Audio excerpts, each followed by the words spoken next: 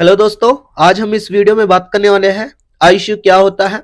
ICU में कौन कौन से इक्विपमेंट इस्तेमाल किए जाते हैं। दोस्तों, बहुत ही इंपॉर्टेंट वीडियो होने वाला है। वीडियो को लाइक कर लेना, चैनल को सब्सक्राइब कर लेना। चलो दोस्तों, वीडियो स्टार्ट करते हैं। आईसीयू आईसीयू का full form intensive care unit होता है, गहन चिकित्सा अध्ययन। अब हम जानेंगे आईसीयू होता क्या है। जब किसी मरीज को जब किसी मरीज की कंडीशन बहुत सीरियस हो जाती है तो उसे आईसीयू में रखा जाता है, और जब तक वो पूरी तरीके से ठीक नहीं हो जा सकता उसे आईसीयू में रखा जाता है। और आईसीयू कुछ इस तरीके से आईसीयू में उपकरण यूज किए जाते हैं जो समय समय पे काम लिए जाते हैं। जब उन इक्विपमेंट्स की जरूरत पड़ती है तब यूज में किए जाते हैं। Watch equipments use in ICU. ICU में कौन कौन से इक्विपमेंट यूज किए जाते हैं वो पढ़ रहे हैं। फर्स्ट इक्विपमेंट लेंगे अपन मल्टीपर मॉनिटर। मल्टीपर मॉनिटर का काम होता है वाइटल साइन मॉनिटर और पेशेंट मॉनिटर, आईसीयू मॉनिटर। इसमें इस मॉनिटर से हम मरीज के ईसीजी, पल्स रेट, एसपीओ2, एनआईवीपी और रेस्पिरेशन और टेम्परेचर चेक करते हैं। समझ में आया। जो मल्टीपर मॉनिटर होता है उससे अपन मरीज की ईसीजी, पल्स रेट और एसपीओ2 ऑक्सीजन लेवल और एनआईवीपी, सिस्टोलिक और डायसिस्टोलिक दोनों बीपी और रेस्पिरेशन और टेम्परेचर, ये सारी चीजें चेक करते हैं। सेकंड इक्विपमेंट लेंगे control monitor system. Control monitor system में यह सिस्टम वहां पे लगा होता है। सेकंड इक्विपमेंट क्या है? Control monitor system. यह इक्विपमेंट वहां पे लगा होता है जहां पे डॉक्टर चैम्बर होता है, जहां पे डॉक्टर बैठते हैं। वहां पे जो जितने भी टोटल मॉनिटर हैं, वाइटल साइंस वाले मॉनिटर हैं, जो जिनका सेंटर होता है, पूरे मॉनिटर उसी मॉनिटर में दिखाए जाते हैं, जिससे वहां बैठा बैठा टोटल पेशेंटों का रिकॉर्ड डॉक्टर देख सके या उनकी जो सिचुएशन चल रही है उसको माप सके और देख सके। उसके बाद में थर्ड इक्विपमेंट लेंगे अपन ईसीजी मशीन।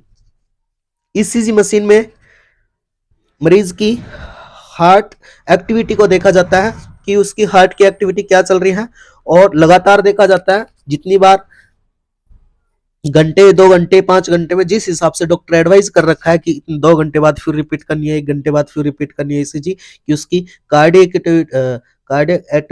एक्टिविटी कैसी चल रही है वो देखा जाता है। 4 नंबर पे लेते हैं अपन मशीनियल वेंटिलेटर। वेंटिलेटर में हम देखते हैं दोस्तों, मरीज के सही तरीके से सांस नहीं ले पा रहा है तो हम वेंटिलेटर पे डालते हैं, उसको प्रॉपर सांस लेने की तरह एक कृत्रिम सांस दिलाते हैं।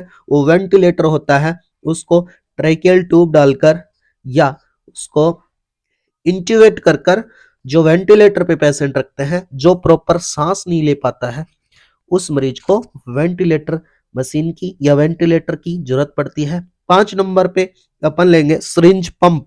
सिरिंज पंप का काम होता है, इसमें मरीज का निश्चित मात्रा में मेडिसिन दी जाती है। जो सिरिंज पंप होता है इसमें निश्चित मात्रा में दवाई दी जाती है। जैसे कोई भी इंजेक्शन है उसको 10 ml पर आवर्स में दिया जाता है, तो जो सिरिंज पंप होता है उसमें फिक्स कर दिया जाता है। और मैं इनकी साथ साथ आपको फोटो भी दिखाता जाऊंगा, जो आपको समझ में आ जाएगा कि दिखने में ये कैसा होता है। जो ये सारी चीजें बता रहा हूं वो दिखने में कैसी होती है। 6 नंबर पे लेंगे अपन इन्फ्यूजन पंप या वेंटिकुलर पंप। ये सिरिंज पंप और इन्फ्यूजन पंप दोनों लगभग सेम से होते हैं। इसका भी वही काम होता है, इससे बोलस दिया जाता है और इसी से भी उसी हिसाब से फिक्स डोज दी जाती है। मेडिसिन को फिक्स करके कितने आवर्स में कितनी मेडिसिन जानी चाहिए उसमें फिक्स करके इन्फ्यूजन पंप से दी जाती है। 7 नंबर पे लेंगे अपन बायोपैप मशीन। बायोपैप मशीन वेंटिलेटर के द्वारा मरीज को जब ऑक्सीजन दी जाती है उसी तरीके से बायोपंप द्वारा भी पेशेंट को ऑक्सीजन दी जाती है, लेकिन इसमें एक वो होता है कि जो वेंटिलेटर होता है उसमें ट्रेकियल ट्यूब डाल के मरीज को इंट्यूबेट करके दिया जाता है। इसमें मास्क द्वारा दिया जाता है, बायोपैप से ऑक्सीजन दिया जाता है, मास्क द्वारा दिया जाता है। 8 नंबर पे हम लेंगे सक्शन मशीन, जिसको वैक्यूम मशीन भी कहते हैं। सक्शन मशीन का काम होता है मरीज को कहीं फ्लूइड, माउथ में फ्लूइड जमा हो रहा है या उसकी जो अपन फीडिंग ट्यूब डाल रखे हैं उसमें अगर कहीं पे फीड पस रहा है उसको सक्शन करने के लिए, माउथ में कलेक्शन आ रहा है, सक्शन आ रहा है, उसको सक्शन करने के लिए सक्शन मशीन का यूज किया जाता है। जैसे कोई पॉइजन खा के आ रहा है तो उसके जो स्टमक में अपन ट्यूब डाल रखे हैं नोज द्वारा या माउथ द्वारा डायरेक्ट, उस ट्यूब द्वारा सक्शन करके जो वहां से जो प्रोडक्ट निकाला जाता है उसमें अपने को सक्शन मशीन का यूज होता है। 9 नंबर पे लेंगे अपन fully automatic ICU for function electrical bed. यह बेड ऐसा होता है, पूरा इलेक्ट्रिक बेड होता है। अपने को किस पोजीशन में ये भी आईसीयू के अंदर ये बेड रखा जाता है, किस पोजीशन में मरीज को लेटाना है, उसका हेड अप करना है, उसका पैर अप करना है, उस चीजों में यूज किया जाता है। 10 नंबर पे लेंगे अपन पोर्टेबल वेंटिलेटर। पोर्टेबल वेंटिलेटर का काम होता है कि यह एक छोटा वेंटिलेटर के रूप में होता है और इस वेंटिलेटर को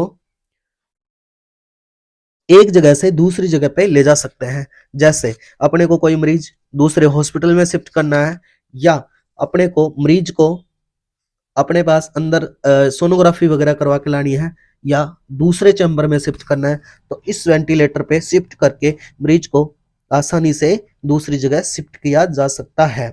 उसके बाद में 11 नंबर पे लेंगे अपन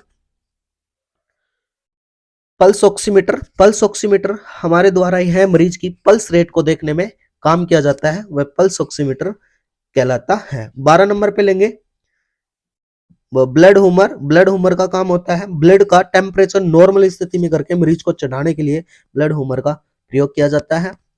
और 13 नंबर पे लेंगे अपन डिफिब्रिलेटर मशीन। डिफिब्रिलेटर मशीन को देखिए दोस्तों, मरीज को जब कार्डियक अरेस्ट हो रहा है, कार्डियक अरेस्ट हो रहा है या हार्ट एक्टिविटी कम हो रही है या बंद होने वाली है, तो इस मशीन का उपयोग किया जाता है और डिफिब्रिलेटर द्वारा मरीज को इलेक्ट्रिक शॉक लिया जाता है, जिसके बाद अपन सीपीआर स्टार्ट करते हैं कि भाई हार्ट बंद हो रहा है, इसको इलेक्ट्रिक शॉक लगेगा, तो वो डिफिब्रिलेटर द्वारा दिए जाते हैं। 14 नंबर पे अपन लेंगे एबीजी मशीन। एबीजी मशीन का होता है आर्टेरियल ब्लड गैस एक्टिविटी देखने के लिए कि हाँ मरीज में कितना ऑक्सीजन लेवल है, कितना CO2 लेवल आ रहा है, जो ये चेक करने के लिए इस मशीन का उपयोग किया जाता है। 15 नंबर पे लेंगे अपन क्रेस्का ट्रॉली। यह भी एक इंपॉर्टेंट है आईसीयू के अंदर होना या आईसीयू का एक इक्विपमेंट, जिसके अंदर दोस्तों सभी प्रकार की इंजेक्शन, जो अपन एक तरीके से बोल सकते हैं जितने भी इमरजेंसी इंजेक्शन होते हैं, वो एम्बुवैग वगैरह, लैरिंगोस्कोप वगैरह, एट्रोपिन, एड्रेलिन, जो जितने भी इमरजेंसी इंजेक्शन होते हैं जो आईसीयू में यूज होते हैं, वो इस क्रेश कार्ड ट्रॉली में रखे होते हैं। यूरोवैग वगैरह और आर्टरी फीड, ट्रेकियल ट्यूब, सारी चीजें इसमें रखी होती हैं, वह क्रेश कार्ड ट्रॉली होती है। उसके बाद में 16 नंबर पे लेंगे अपन portable x-ray machine. Portable x-ray machine का काम होता है, यह भी आईसीयू के अंदर परमानेंट रखी होती है या आईसीयू में होनी चाहिए। पोर्टेबल एक्सरे मशीन का काम होता है कि मरीज को बेड पे ही लेटे लेटे एक्सरे करवाए जाते हैं और बेड तक उस मशीन को लेके जाया जा सकता है, वो पूरे आईसीयू में घूम सकती है, वह पोर्टेबल एक्सरे मशीन होती है। 17 नंबर पे लेंगे डायलिसिस मशीन। डायलिसिस मशीन दोस्तों, डायलिसिस मशीन कोई किडनी फेलियर मरीज है उसका डायलिसिस करने में या जिसकी किडनी कम काम कर रही है, जो किडनी के टॉक्सिड बाहर निकालने के लिए डायलिसिस मशीन का काम किया जाता है या लिया जाता है। 18 नंबर पे लेंगे अपन colour Doppler ultrasound, colour Doppler ultrasound machine होती है जिसमें कलर डॉपलर चीजें दिख जाती हैं कि कहाँ से आर्टरी में दबाव पड़ रहा है, वेन में दबाव पड़ रहा है। हार्ट की एक्टिविटी भी कलर डॉपलर अल्ट्रासाउंड मशीन में देखी जाती है। फिर अपन 19 नंबर पे लेंगे, 19 नंबर पे लेंगे दोस्तों बीपी इंस्ट्रूमेंट। ये एक नॉर्मल एक्टिव वो हो गया, बीपी इंस्ट्रूमेंट लेंगे। 20 नंबर पे लेंगे अपन स्टेथोस्कोप। 21 नंबर पे लेंगे एम्बूबैग जो भी कंपलसरी है। 22 नंबर पे लेंगे,